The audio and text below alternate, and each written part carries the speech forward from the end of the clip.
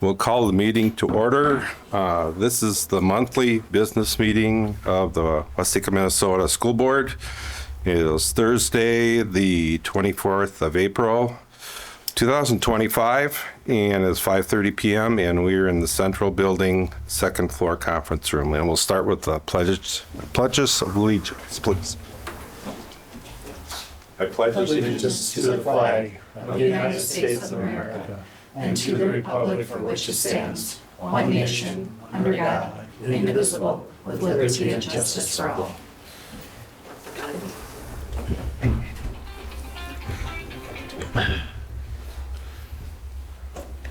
All right. Approval of agenda. I'll make a motion to approve tonight's agenda. Second it. Okay, motion and a second to approve our agenda. All in favor of that motion, say aye. Aye. Anyone opposed? Motion carries. Recognition of visitors. Do not see any tonight. We'll move on to payment of claims. Grant. I reviewed the payment of claims for March, so I make a motion that we approve the accounts payable of $1,660,108.11 and the dental of $13,063.51 and payroll of $891,461.63. Thank you. Second. Okay, motion and a second to approve payment of claims. All in favor of that motion, say aye. Aye. Anyone opposed? Motion carries. Consent agenda. I'll make a motion to approve tonight's consent agenda. Okay. I'll second. Okay, motion and a second to approve the consent agenda. All in favor of that motion, say aye. Aye. Anyone opposed? Motion carries. Moving right along, informational items. Dr. Hudspeth. Well, good evening, everyone, and thank you for remembering that tonight was the board meeting after a change of schedule this particular month. So I'm glad to be here tonight. As we finish up, or keep moving, I should say, through our annual building reports, we have the opportunity to hear from our junior, senior high school tonight to hear about some of the things that's happening there at that building.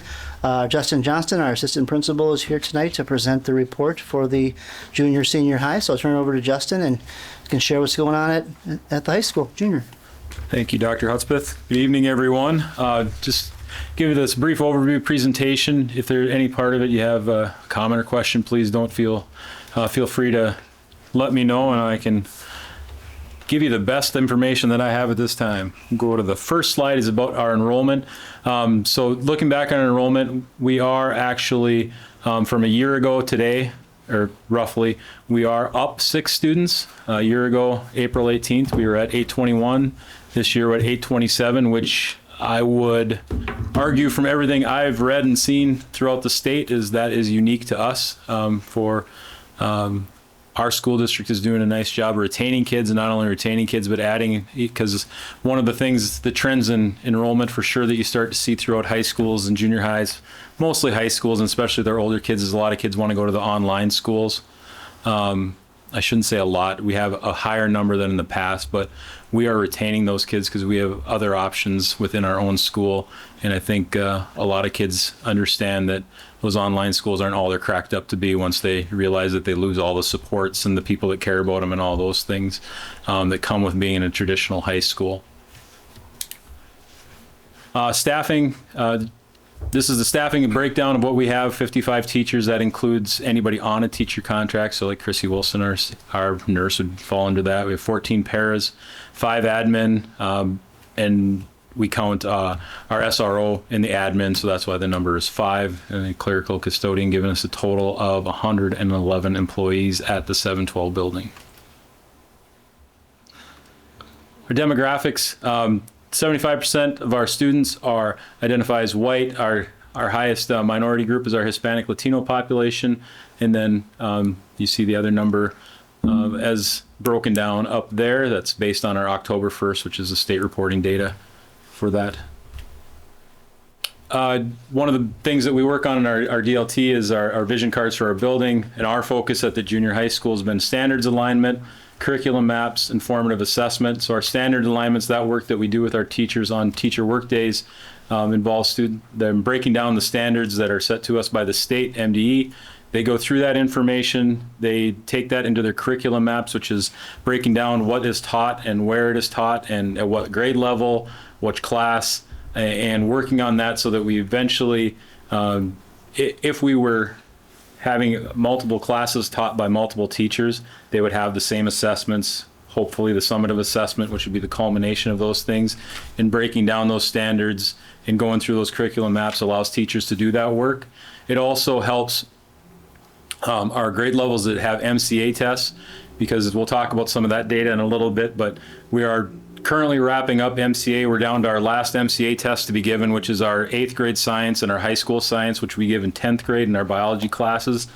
And that MCA data, that is off of our student or our standards alignment and our curriculum maps, and it kind of looks at how we're doing systematically, where the NWA, which is the more individualized test, that's based on the student's growth. It's more student driven versus our structurally driven. And then the last thing, formative assessment. If you haven't been in a high school in a while, formative assessment is basically like that daily homework assignment, a quiz that you're given, so that informs the teacher. And that's more of an actual take-home homework assignment. We have different methods in classrooms. You can do a thumbs up, thumbs down, just finding out if people are understanding the information quickly so the teacher can make that adjustment to either reteach it, go back, try it a different way, or if everybody's ready to move on. So one of the things that we do is the school belonging survey. So the number that Dr. Miller decided that he wanted to break it down is somewhat too completely. How many people feel a sense of belonging in our school? That number is 76%, which we obviously want to always strive to make that better, but that's a pretty good place to be at as a starting point for any year, to be at 76%. We want all our kids to understand, me and Mr. Nelson work a lot, especially with our kids, on the culture of the building and the feeling of belonging and the understanding of what it means to be a Blue Jay and what we will expect out of our Blue Jays. So that having that sense of belonging, I'm sure if you ask the seniors right now, they probably all have a sense of belonging of wanting to leave the school, but that's the time of year. So we're glad they want to be there and glad they feel they belong. How connected do you feel to adults of the school? Obviously, we have Blue Jay Connect Time.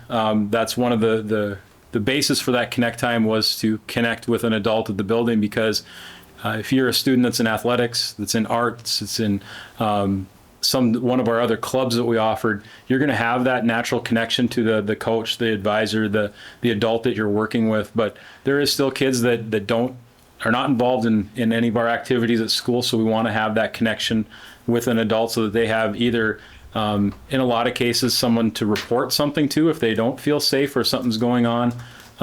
So we always strive for that, and we work with that with all of our staff, because it doesn't have to just be a classroom teacher. It can be a custodian, it could be a para, it could be, and it could be me as assistant principal, it could be anybody. We want every kid to feel like they have an adult they can talk to if something is going on that they need to report or get off their chest, or just to download about, basically. The respect for the kids, how much respect do students in your school show you? 80%, that's some to tremendous. Obviously, that number, I personally really like that number, because that shows that most of our kids are being respectful of each other. And that is definitely a credit to our staff. They are, in between class periods, they're in the hallways, they're interacting with kids, they're making sure that if we see something that does not match up with what we want in our Blue Jay way, that we're addressing that immediately or reporting it to the proper people so we can have that conversation, because ultimately it's about growth and we want our kids to be successful going forward. So not always perfect, but it's something that we're working on. And like I said, I find that number to really be beneficial to our community and our kids. How much do you matter to others at school? Obviously, another thing with Blue Jay Connect is we have SEL curriculum in there, the social emotional learning, because mental health obviously is, I don't know if it's more of a crisis now or more identified now. You know what I mean? There's so much more information about these things that we want to make. We know that if kids feel like they matter, they're going to want to be there. And that's our most important thing, is building that culture of inclusivity and making sure that everybody knows that we want them there and that they're appreciated and they're valued. So again, the final, how much do you feel like you belong at school? And again, we're close to 80% and somewhat to completely. So that's a good number, but obviously we're always going to shoot to do better. One of the things that gets a lot of attention right now is attendance rates, and every one of our grades except our seniors is at over 90%, which I would put up against most schools in the state right now. I mean, it's gotten to be such an issue that they talk about at the legislative, in the legislative session about things we can do to help motivate kids to be at school. Me and Ms. Sandbeck are in charge of the truancy for the school, so I can say this year has been the least amount of times we've had to go to the county for truancy meetings. So that's been very encouraging as far as that goes. And even with the number of meetings we've had, the number of students is even lower. So, and the way that process works, just to give you a quick rundown, is we go by eights, because with you count Connect, we have 8 periods in a day. So the state says once you reach 8, you send a letter. And then 16, we have what's called an attendance review board meeting, where we have the student, the parent, me and Ms. Sandbeck sit down and we talk with the parent to see if there's anything happening at home or anything happening at school that's preventing the kid from wanting to come to school. And then once you reach 24, and that's a little grayer, it's not a hard line, because we take in other factors that's going on in the student's life. Once it hits 24, then we send it to the county, and that's when we have the meeting. And that's all unexcused absences. That's not if you're gone because you were ill or went on a family vacation or something like that, because obviously that we'd really be chasing our tails with that. So thanks. Graduation rate, right now for the percentage on track for our seniors, we're at 98.7, total 97%. We got a little bit of work to do with our juniors, and we've seen some really good things with our credit recovery this spring. This was the first spring we've had credit recovery at the high school. We're in partnership with the ALC to try to eliminate that boundary or that barrier of trying to get transportation over here. So we just had it at the high school, and we had a large number of kids that took advantage of that. So hopefully that number will start to click up over the next year. And then once the state throws all their different little formula tricks in there, that number will obviously come down a little bit. But for the high school alone, like I said, this year we're anticipating 98% of our seniors graduating. So again, like I said, once the state throws in what happens if a kid goes to the ALC, if a kid doesn't graduate on time from the ALC, that number drops a little bit, but still stays above the state average. So, and you see growth from 2020 all the way up to, obviously last year was a little bit of a dip, but then, 2 years ago, but then last year we're back up to 94%, where if you see that number up in the left-hand corner, that's the like the world's best workforce, our CACR goal, and that goal is 90%, and we've only not beat that twice in the last 5 years, and both the numbers are right there where we're close to where we want to be. So one of the testing that I talked about, prefaced earlier, was the NWA testing. So reading at grade level, this is the individualized test. This is not the structured test. This test is more geared toward the student, the individual student, and what they know. 67% of our 7th and 8th graders are reading at grade level. 68% of our 9th graders are reading at grade level. And I will also say, in my 24 years in education, this is the highest number I've seen of kids that are being identified as special needs. So that number, that plays into that. If you have a learning disability and you have trouble reading, it's going to be hard to read at grade level. But we have a lot of different processes in place to help that student continue to grow, because ultimately we want to meet the student where they're at and have them grow.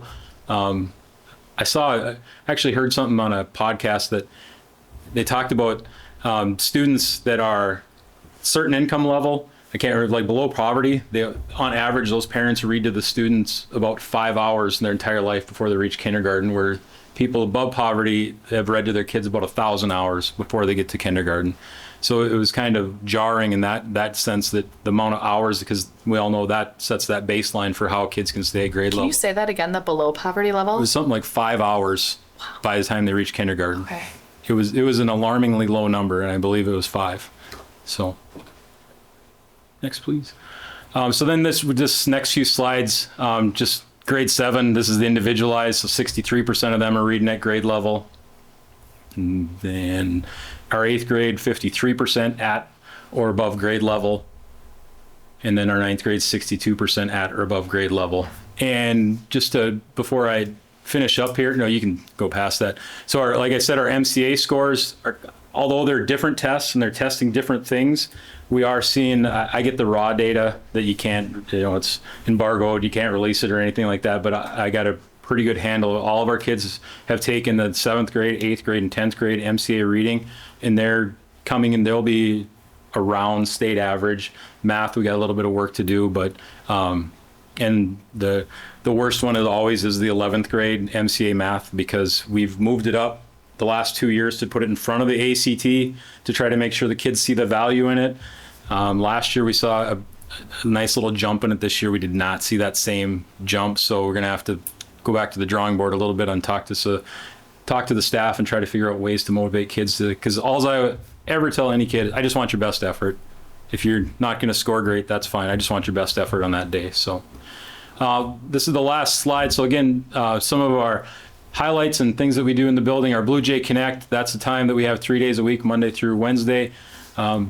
And we're looking at how that's going to look for next year, but that's time for where we do our SEL curriculum, and also we have our focus time, which is time that kids can move around and go see teachers if they have something going on after school or something before school, so they're unable to have time to connect with that teacher. They can do that during those times. It's also when we have our meetings, our clubs get together, we have our student council meetings and stuff like that. So that works really good for keeping that stuff during the school day.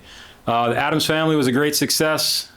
We even navigated, thanks to Miss Farr, we even navigated a fire alarm in the middle of one of them. So one of the performances on Saturday, so that was good. Spring sports have been off to a good start. Softball, baseball, they've each had a handful of games here, and there's been a few track meets and trap shooting, working with the New Richland, Janesville kids down there, and hope I'm not forgetting anything. It seems to be Mr. Hedebar is constantly running out of the building to go to a field to help set it up or make sure it's in the right spot. So it's seems like he's pretty busy. Variety show's coming up next, and that'll be the May 2nd and 3rd, May 1st and 2nd. It's coming up in the beginning of May. I'm just going to leave it at that. 2nd and 3rd. 2nd and 3rd, okay. And then we have, again, our immersive career fair, which we hold in the parking lot and also inside the ice arena, where we bring in a lot of our community partners from, obviously, Waseca, but I know Mr. Arpin has done a fantastic job of connecting with people outside of the community as well. So I'm really looking forward to the second year of him running that, how he puts his stamp on that. And then June 2nd at 1:30, we have commencement. And we're currently at 153 to graduate, hoping to get that number up to 155.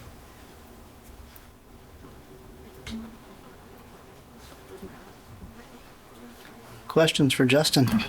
So when you go back to the original, the kids that are feeling at home, like that, you had several measurements in there of various. Is there any correlation between all them? Do you looked at the individual? How did if this person checked this blank on this line, did he check the same one on the second line, or how? I'm just looking, is there a correlation behind all that stuff, or what you're looking at?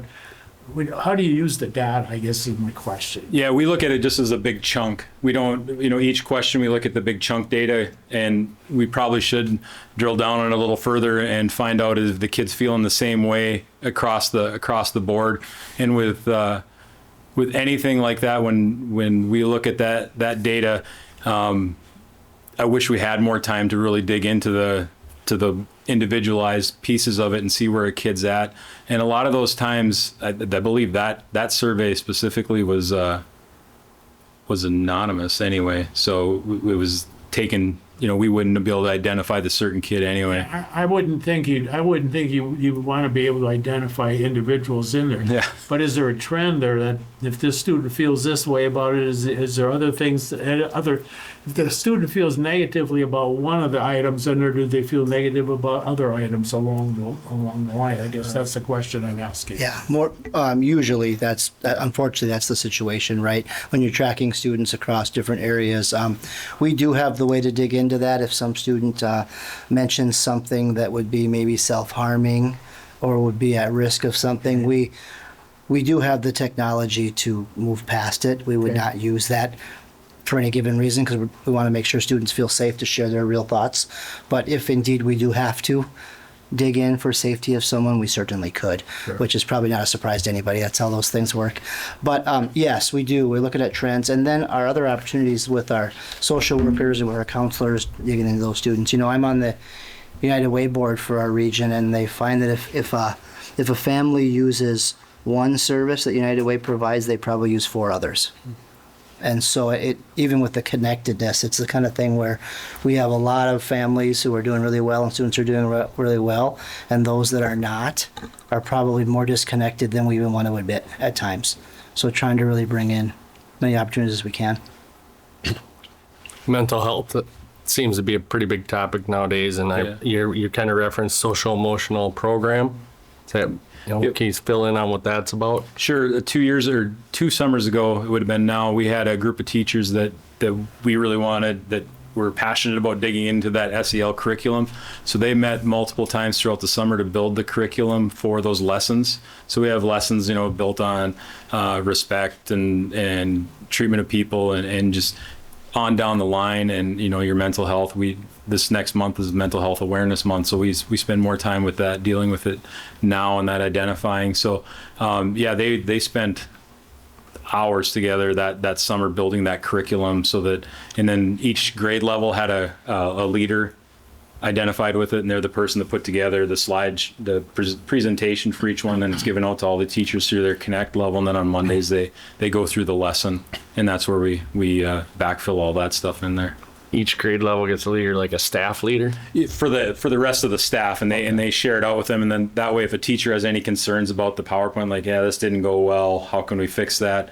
And then it's getting to that point again now after running it for 2 years, it's time to refresh it again. So there's things that we'll have to start looking at this summer, how we want that to roll out, or any type of adjustments we want to make to that, and make sure that we're still hitting on the things that are important to our kids. And what Dr. Hudspeth was saying about the things that identify, we also have securely. So kids send messages to each other. Me, Mr. Nelson, Dr. Miller, we all get the same alerts like, hey, this kid used this word, and we will go to our counselors, or we'll go get them out of class, and we'll have a conversation with them and include the parents and say, we're concerned about your student because they said A, B, and C. So we have a lot of different safety nets in place to try to help kids with when they're struggling. And then on top of that, we have Fernbrook, who offers in-house counseling services, and this is the first time that I remember that they don't have an extensive waiting list, so that's good. But it is a large number of kids that are seeking treatment and trying to help themselves and put themselves in a better place, and we just provide a small portion of that with that curriculum on the Mondays. So you say that you're gonna end up redoing some of the Connect curriculum over this summer. Do you plan to have any student involvement in that, or types of ways that you're changing things? I don't know exactly where Dr. Miller's at with wanting to do that piece, because he's been the lead on that, but he had talked about forming a couple committees, one with the teachers and one including some of the students on that. But it would be, I know that we have our survey that'll go out at the end of the year, that's where we get a lot of the feedback from kids about what they thought of it, how it went, and what improvements they could make, where it would probably be a good idea to include some of our student leaders on that discussion, because ultimately that's who we want it to be built and geared towards them, not what the adults think. We want to know what the kids think and how it can help the kids. Right. Do you know what those surveys from the past years have said? It's specifically as if the kids want Connect to continue to grow. Yeah, and just what they liked about the curriculum, things that they thought didn't work out. Not exactly off the top of my head, but we do look at the data of how did you feel the time was spent, the lessons that were given, and I know Dr. Miller's used that information to make minor adjustments, but I think it's getting to the point where we might have to look at just doing it all over again and keeping the pieces that are working really well, but using input from our stakeholders to help grow the program if necessary. And maybe kids think that things are going great and they want it to be left the way it is too. So I'm sure everybody's going to have a little bit of a different opinion on it. So When you talk to or meet with other principals in the area, What do you say about Waseca High School? It's a great place to be. It absolutely is. When the connections I have and what I hear from colleagues is our culture, I would put up against any high school in the state. I was just talking to Sarah about it before. It's not necessarily, but our extensive events of discipline are way down the last few years, and anything that would just the safety of our kids and our kids' sense of belonging. I think again I'd put up against. It's a unique community because of how invested everybody is in the school and how invested all the kids are in the community. You see that at events, and like I said, I do a lot of bragging. I'm very proud of the school we have and what we've done. But I also know that like anything, you can't sit there and pretend you're on top of the perch. You have to look at things in ways you can improve things so that you continue to grow, because you don't want to get stagnant either. Okay. I've asked all the principals that have come in and talked, what is your greatest challenge, would you say? Oh, geez. Marriage? No, just kidding. In your Oh yeah. So, reaching every kid.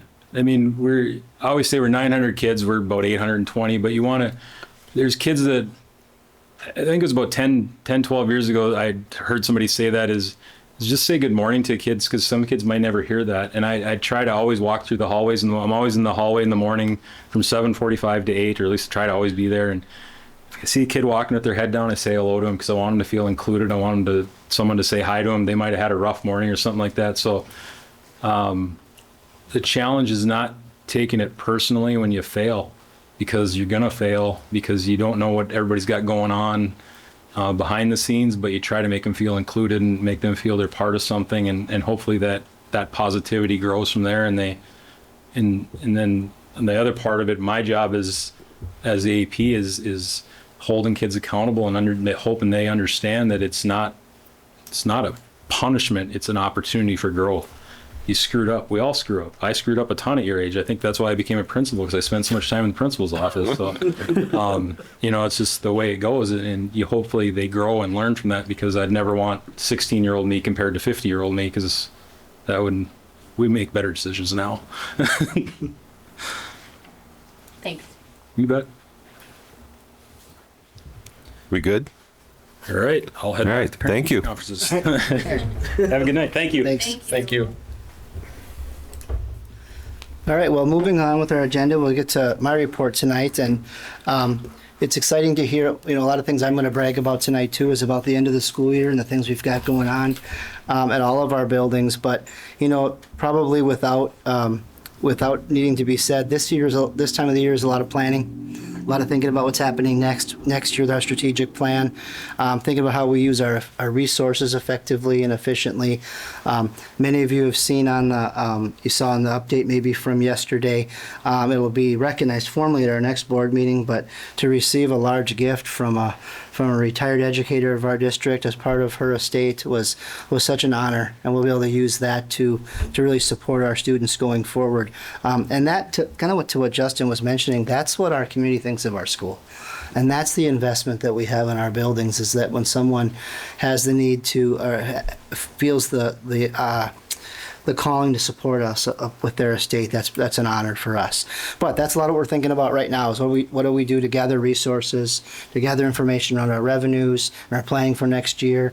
Talked a little bit with the finance committee last week, kind of about just kind of the big rocks, if you will, the known about revenues and expenditures for next school year, which are still some things up in the air, given what's happening right now with our state legislature. Federal, not so much, because we've got the dollars honored where they're going to be honored. How it filters through our state legislature is what probably remains to be seen more for me, that I'm more watching as some of those dollars come through the state. But we're looking at consistently thinking about how we utilize grants and how we utilize some of the resources we have coming along our way in terms of just like donations and gifts and different ways to staff and think about how we can support all kids. This is also the time we're thinking about opportunities for students. How do we offer everything we want to next school year with the resources that we have, whether that's using a new technology device that we're thinking about. And I always joke with the DLT that when the superintendent goes to a conference, I'm going to come back with work for everybody, and that's kind of what we're looking at right now. Is how do we incorporate some of these things that I learned a couple weeks ago, as far as using some virtual and some other technological ways to support some of our CTE programming.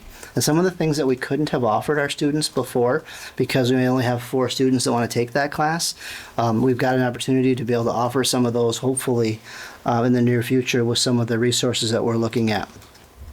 One of the things that I've challenged the DLT with is this summer, as part of their innovation exploration assignment, is how do you know what you don't know? Is how do you know what because I went to this conference a few weeks ago, and I was humbled at the things that I didn't even know was out there. But if I didn't go to that, then how would I have known those things were there? So you have to put yourself out there. So I've been talking to our principals and leadership team around what's your plan this summer for learning what's latest in your field or your building that you might not hear about. So working on creating opportunities for students. That's a big learning for all, and efficient use of our resources, part of our strategic plan work right now. A couple nuts and bolts things just going on right now. The city, if you recall, it would have been last spring, started working on a TIF application for an apartment building in between where the Walmart site is and where our high school is, kind of in that vacant lot there. That expired and kind of got left on the wayside at the time. That's now resurfaced. And so that application has been forwarded to me for us to give our feedback on again. I just received that last Friday, so not on time to get on anything on this documentation for this board meeting, but at our next board meeting, we'll put that as an information item for us to look over, and we can give feedback to the city on their application. Nothing has significantly changed, but for those of you who might not have heard that before, TIF would be tax incentive financing. And so there's it's a way that they do a tax break, basically with lands to be able to get a building incentive in town. Doesn't impact us any because it's city-owned land now, so we're not receiving taxes on it anyway. So our biggest concern last spring was how's that going to impact our environment out there at the school, particularly during construction. And that's what we've given them feedback on in the past. Another thing too is interesting that that Justin mentioned Clay Target. We have had this is something that's come up off and on the last few years, but it's something that actually has just come up again now, where now we have enough students and we have a coach and a location, and so the Mr. Hedovar and the activities department is going to be recommending that we dissolve we already offer Clay Target, so we're already a high school league with Janesville and New Richland, but we have enough students and enough support now to run our own program here, so our students don't have to travel. They can do it here in town. It's not, I was looking at our edition of, which was just, it might even on tonight's agenda, last agenda, edition of activities. It's not really that part of our policy because we already have the activity, but similar to what we did with girls hockey last fall, where we didn't have enough girls for our own, so we were able to jump into a co-op with Faribault. This would be kind of the opposite, where now we have enough students here in Waseca, and we have the barrier in the past has been coaching and just enough mass. But as I went back and looked at that process, and it was an opportunity for me to review, have we done the work to make sure that this is sustainable? It's boys and girls competing, so it doesn't impact any of our offerings for students, for boys or girls. And it's something we already have. It's just a matter of dissolving that. So that will formally, there'll be more information to come for you, and formally you'll be asked to act on that at the May board meeting. But that just came up this week, and so I wanted to make sure that was on your radar as you're thinking about that. We've got, again, nothing's changing as far as offering the activity. It's just us versus now our kids don't have to drive to where they did before. So that's pretty exciting. Justin mentioned the commencement of the high school ALC graduation. I just got information today, the 29th of May at 1 o'clock. So I'll include that in next week's update as well. But if anyone's available to attend the ALC graduation, I think that's a Thursday afternoon, if I remember correctly, at 1 o'clock will be our ALC graduation. And I believe Mandy is our May school report, so we'll get to hear from her about the number of students she's expecting to graduate here next month at our report. So lots happening, obviously, some staffing and hiring things going on right now, which are keeping us all extremely busy as we think about planning for the fall. We do have everything that's posted right now. We do have some really quality candidates in those pools, so that's exciting. I did attend, just speaking of innovation, I did attend yesterday a session over at the co-op. I think I put this in the update yesterday, hearing about international teachers and students. And actually, we do have, I don't know if this is something that really was on a lot of folks' radar because they're not our employees, but two of our teachers down in Southwest Metro down there are from the Philippines. And they're over here teaching Southwest Metro contract. They live here in town. They're doing very well. It is something that a district our size would probably have to collaborate with someone to make worthwhile with the attorney fees and the immigration pieces, because it's just excuse the informal term, but like the onesie twosie of how we would hire something like that would not be worth the investment for us to use individually. But I did talk with the co-op yesterday then about what if they were the hub, what if they were the ones that worked through that and then contracted teachers out. It has to be positions that we can't fill domestically. So it couldn't be something that it wouldn't necessarily take away a position from a local teacher. It would just be something that we can't fill, so they might have that option for us. That's one of the expectations of that option. So thinking about all the different ways we can continue to move forward, and I think that's the biggest piece. Prom coming up on Saturday night. Colin will probably talk about that as well. So that's an exciting landmark in the year. I always think about that. Usually by Monday at noon I stop worrying about it, because then I know that everyone got home safe and all the aftermath is taken care of. But I get about that, and hopefully our kids are safe and have fun. But we're getting down to the last few weeks of school, if you can believe it, and that's where it goes. So, good. Anything else? Okay. I have a question on that co-op that you were talking about of Clay Target, right? Would us leaving that, would that sink the other schools? Like, would they not be able to participate anymore because they don't have enough people for a team? No, because they are school number 1 and 2 right now, and we're school 3, so their numbers are already higher than ours. Okay, so they'd be fine with us leaving. Yes. Yeah. Right. Good question. Yeah. How many students does it take for us to start something like that up? We have had 12 the last 2 years, and now it makes sense. We have about 15 looking for the fall. So. But in order to start it, I mean, you're saying like roughly 15 we need? Or? Roughly 15 makes it viable for that. I mean, I don't know what a starting lineup looks like at a competition, but yeah, they have enough kids to do that. I think it has to do with probably enough registration to support the coach and support those sorts of things. And I would say that mid-teens makes it viable. Have all of the jobs that you know of that are open posted? Everything as of today that needs to be posted is, yes. Okay. I know that was an issue that we ran into last year with the musical. Okay. Was that the director's slot wasn't posted until... Oh, okay. Everything that I know of as today is posted, yes. Yep. How things evolve, I can't say. The summer gets into it, but yeah. Yep. Good. Okay. Very good. Sarah? All right. So the financial reports included in this month's packet are the first reports that include that revised budget that I presented at the March meeting. And as far as the general fund revenues and expenditures look, year to date compared to that budget, we're in track and in line with where we have been the past couple of years. The only thing that stuck out to me was in regards to federal revenues. Did the document get printed? Do you have the financials in your pocket? If not, maybe you can put them on the screen there, if they're in the folder. Sure, if you want to do, sure. I'll do expenditures first. Yeah, there you go. Okay. I just saw everybody doing this, I'm like, I didn't see it either. So general fund is right in line with where we have been the last couple of years. And then food service and community service fund are a little bit higher than we have been in the prior years compared to budget, but I think that's just the fact that I worked closely with Nikki and Amy and we tightened up a little bit based on what we think those actual expenditures will be when we get to the end of the year.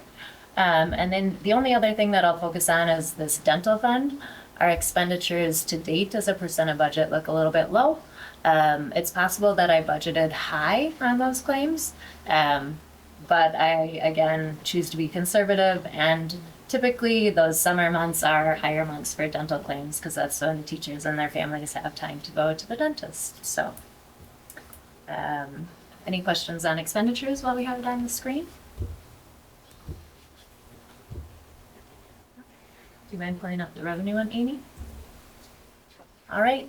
Again, revenue for the general fund overall looks in line with the prior 2 years. In fact, a little bit higher compared to budget. But I did just want to point out that if you focus in on that federal aid line, that percentage of the percentage of actual compared to budget looks a little bit low. And that is because this month I've been working on reconciling and drawing down our federal grants through the March month.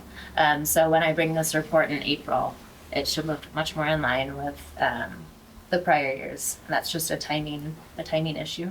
And then all of the other months I think are right in line with where they have been the last couple of years. Any questions on revenues?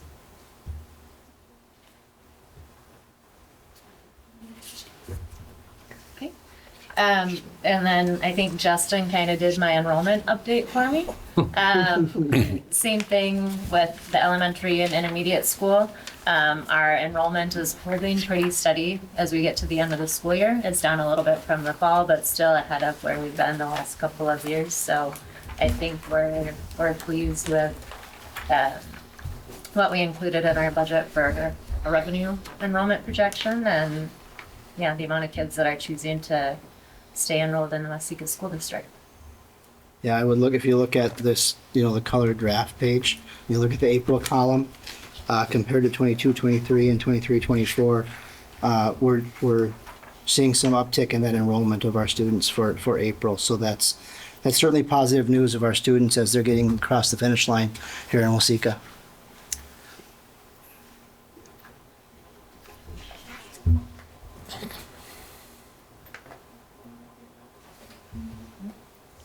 Okay.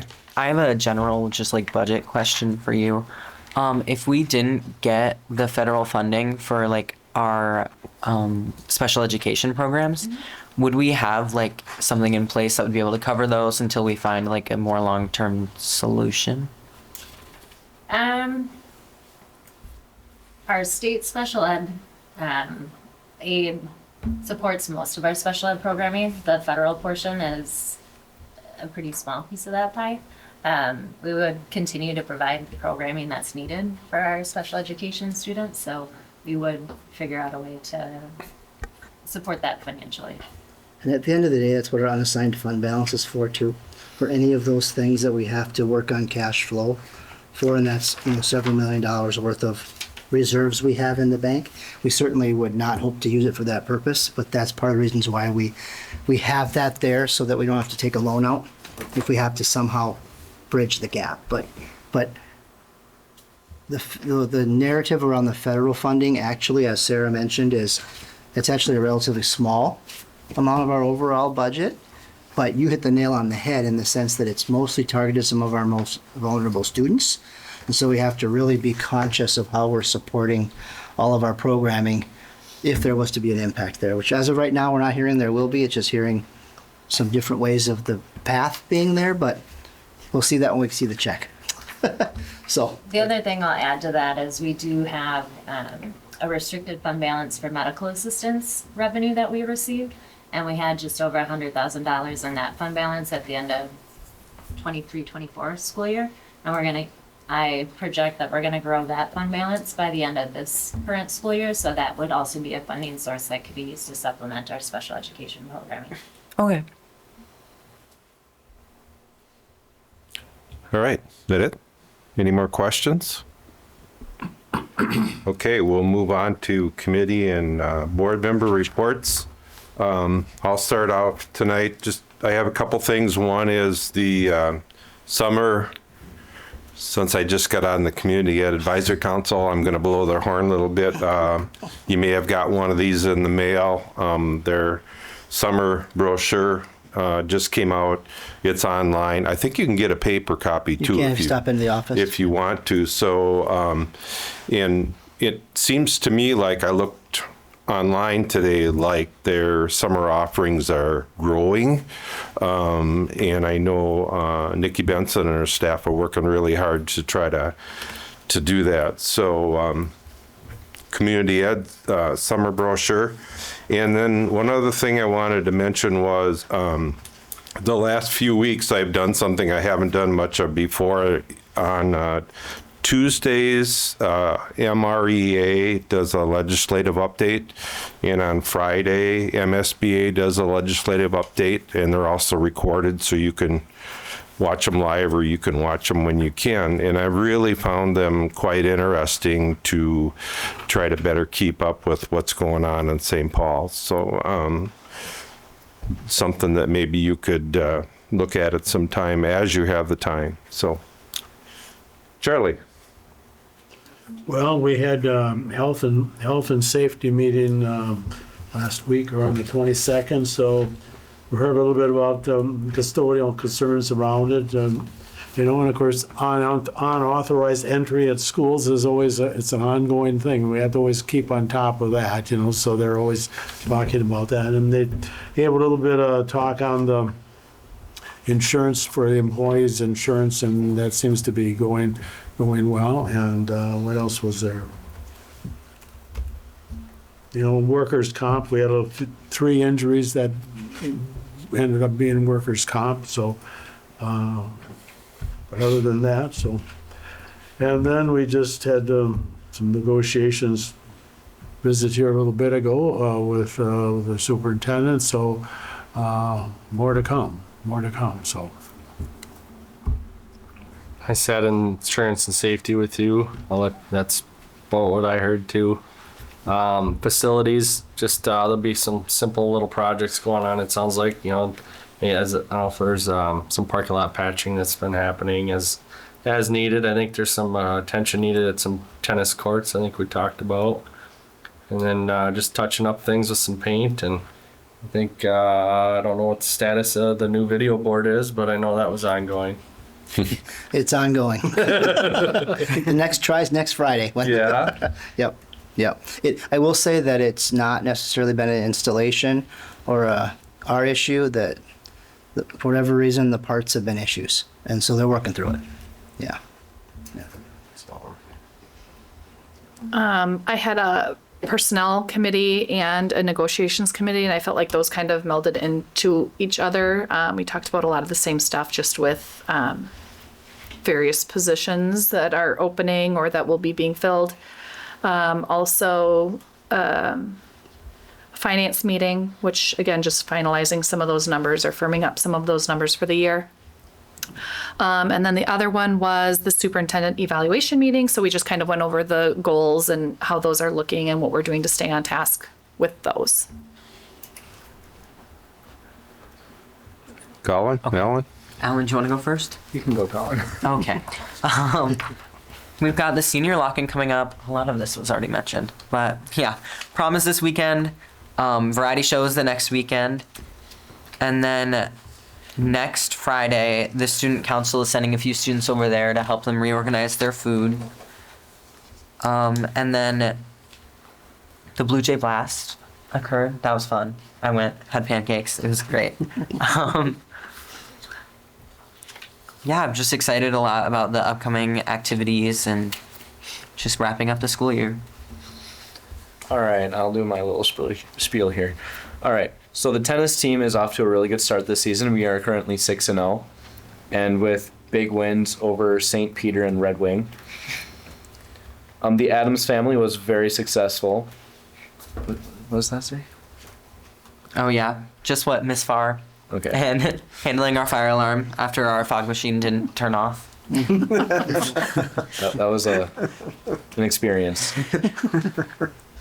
We know they work. Yeah, that's about all that we've got. The choir had a fundraiser where they did another breakfast event, which was a lot of fun, and it was great to see some community members there. So, other than that, Okay, thank you. Ann? Yes, let's see, I had a policy meeting and we'll review those policies here in a little bit. Also, professional growth and development with Dr. McGuire and then teachers from various staff, or from various buildings and other staff. They talk about trainings that they've got coming up and kind of goals for the teachers, and things like that.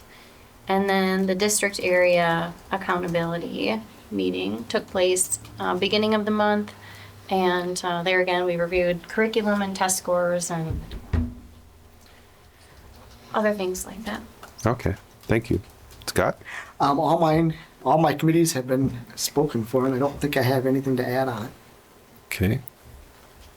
I think all mine were also covered as well.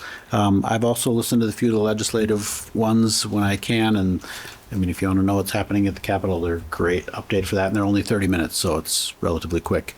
I'm also halfway through some MSBA Phase 4 training, so that's been good and gives another good perspective and reminder on things that we can do and how we can engage our community better. So, Okay. All right, thank you. Positive board feedback. I wanted to mention two things. One was Blue Jay Blast. Was there most of the morning and helped with that. I think they still raised like $25,000, and they had cut back on what they did in the times and all that. So I thought, want to say a thank you to anybody that had any involvement with that and made that a success. And then I did go to the play. I didn't go when the fire alarm went off, but I heard all about it. And I thought the play was really good. A lot of kids involved, not only as actors and actresses, but on the stage and costumes and all that kind of stuff. So we don't normally do this, but Chuck, do you have anything to say about the Addams Family play? So we had a new director this year. Obviously, it was kind of a fluke almost that we got her, and she turned out to be really good. And she's actually going into grad school to be a director, so I think she was very focused on trying to do a really good job with the play, and the kids pulled it off as usual. It's always those tense times you have before the play, you're wondering if they're going to get it, and they get it. And Sunday was a really great performance, I thought. Yeah. If you haven't been up in the control booth, I would encourage you at some point in time, if you're at a play or whatever, or something going on there, go up there and just, even if nothing else, peer into the windows, because I went up there after the play on that Sunday, and I had been in the control booth before, but you talk about technology. I mean, we've really got the technology out there at that auditorium. And that's the guy that runs it down there. So thanks for that. Okay, Charlie. Yeah, I too. I had to come late to the place, so I sat way up on top, so I was able to observe the control booth up there. Yeah, there's a lot of stuff going on up there during that, just to keep the lights and all that stuff flashing. So otherwise, I've been pretty much missing here from school, but I guess I wanted to recognize my country school teacher. I had her as a country school teacher from 2nd grade through 7th grade, and she just passed away here a couple of weeks ago. But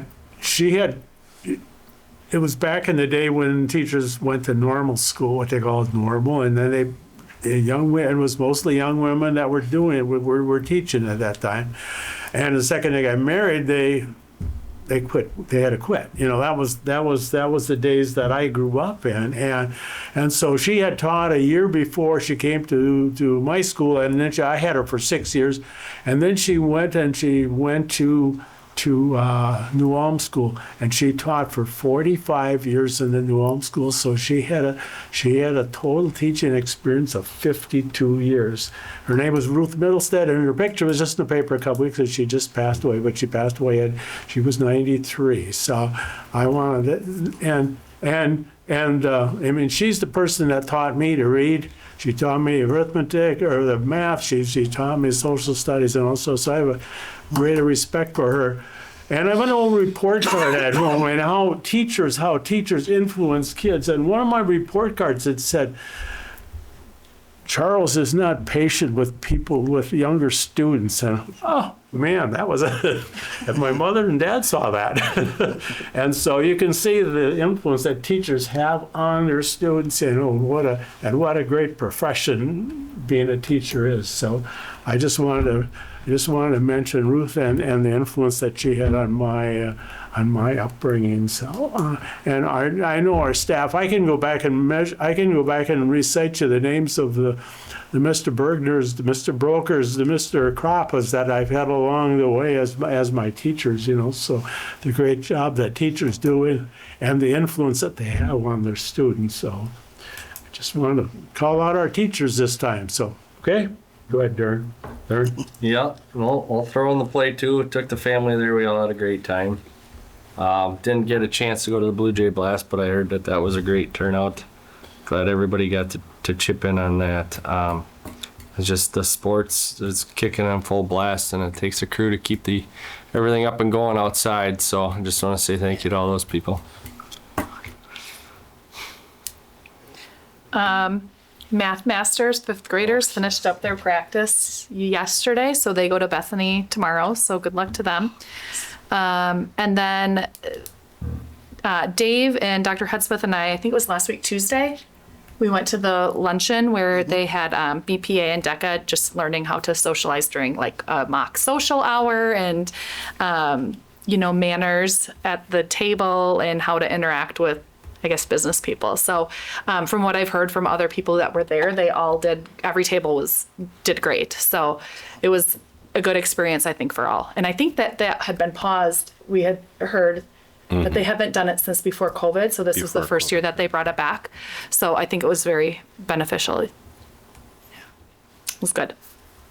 There are 2 students at the high school, Lexi Canawisher and Sophie Chara, who are going to nationals for BPA.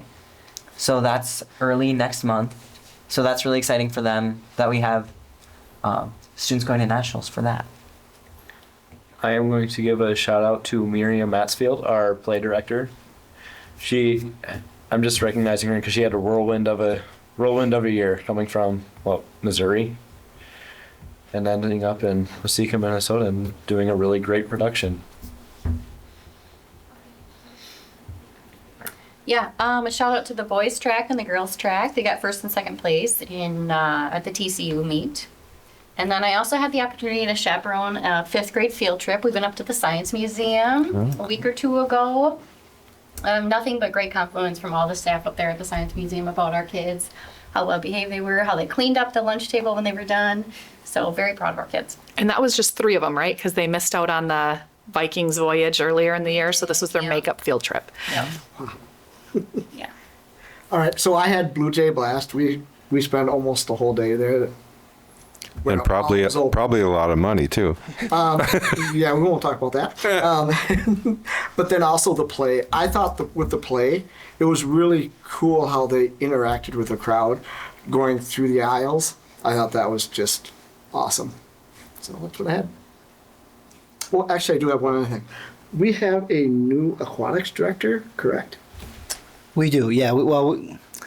Yes, we do. So Madison we were partnering with the city. So she was already our aquatics director as a partner with the city, but now she's working with us as also the rec coordinator, but then she's absorbing the aquatics directing piece as part of that. I happened to go there for some other things, and that community ed department is awesome. Yeah, she's gonna expand that program quite a bit. So Good. I also saw the play and give my shout out to everybody who was part of it. Along with the variety show coming up, and then we start into May of all sorts of activities. I appreciate the fact that we have a very supportive community on all of those events. There's always people, I mean, of course, the parents of the people are going to be there. You go to a choir concert or a band concert, the parents are going to be there, but there's always other community members there too. So I think that really shows that our community supports it. I encourage the community to go to the upcoming events as well. That it supports the school supports the community. It's a great symbiotic relationship, and that's, I think, maybe in the level we have is higher than I think a lot of schools have. So I think that's great. Okay. All right, thank you. We only have 2 action items. First one is to approve, receive donations, and that's a roll call. Right, Amy? Okay. And again, I want to note the donation from the Carol Anthony estate. Carol taught Fayed, I believe, here for many, many years. 36, I believe. which is- Knew her some, so That'll come also at our next board meeting. that'll come up Out at the here next as well. part. Okay, that's fine. All right, go ahead. We need a motion first. Need a motion. I'll make a motion to approve the acceptance of the gifts and donations, $460 from Hy-Vee for cookies and water at the family literacy night, and $270 from Ms. Trey Flores for us Hartley staff meal. Second. Okay. Amy? Charlie Breed, Yes. Barry Kruger, Yes. Melissa Bowers, Yes. Ann Hargan, Yes. Scott Demmel, Yes. Grant Shepherd, Yes. Dave Dunn. Yes. And our second action item, approve reviewed policies. I'll make a motion to approve the reviewed policies, 104, 503, 515, 515.1, and 517. I'll second that. Okay, motion and a second to approve reviewed policies. All in favor, say aye. Dave, before we take a vote, could I just quickly mention 104, the school district mission statement? Part of that policy does state that we will review that on a biannual basis. So the policy's being approved, but then this summer we'll be due to just do a revisit of that as a school board. So that'll be coming up this summer. So just as you're looking at that policy, the committee, we determined we want to approve the policy renewal, but then we will be coming back and reviewing that mission statement as the policy requests here this summer. Okay. Yeah. All right, thank you. All in favor of the motion to, and a second to approve the reviewed policies, say aye. Aye. Anyone opposed? Motion carries. Next work session comes up quick, next Thursday, May 1st, and then 2 weeks following, we have our next business meeting. Anything else? Just because we've been going back and forth, work session next week is here. It's in this room, not on Okay. our site. Right, okay. All right, motion to adjourn.